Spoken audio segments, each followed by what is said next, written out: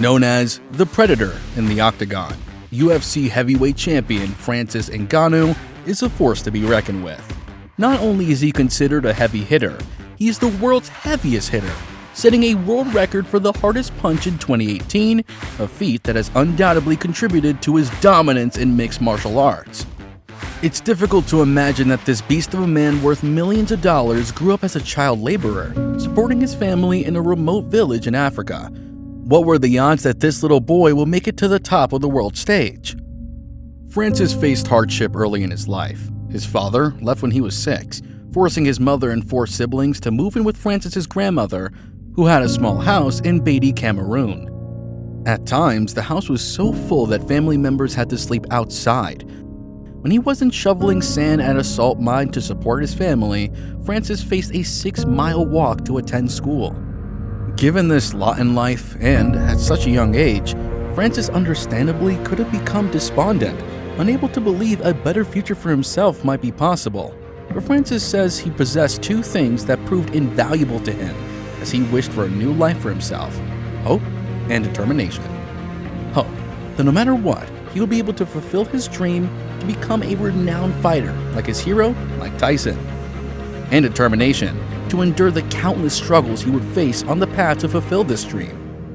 Armed with these 2 ideals, at the age of 17, Francis began to plan his escape to a better life. Finally, when he was 25, it was time.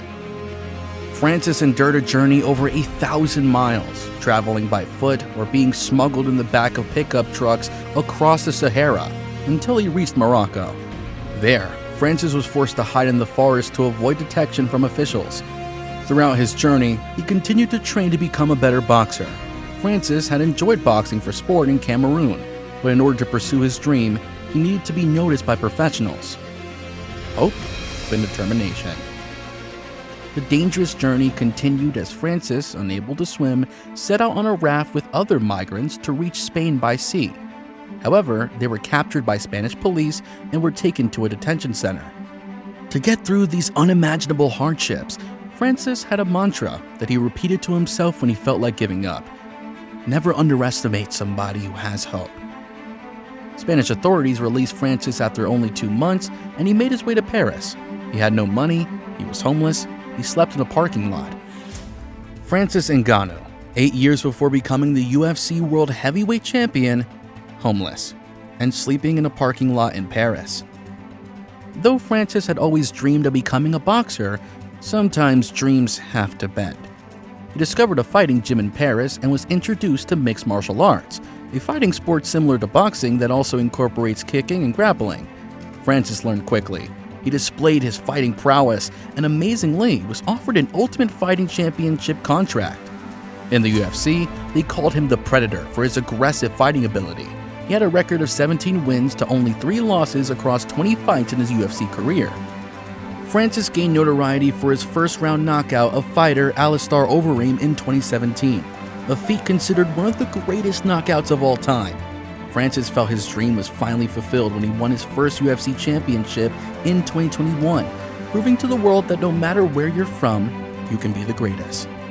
Francis's story of resiliency isn't the first or the last of its kind. Many more will brave the ocean waters, cross desolate deserts, and give up everything in search of a better future. When you're ready, you just have to take that first step. To see the previous 3-minute virtue, click on the link that appears at the end of this video.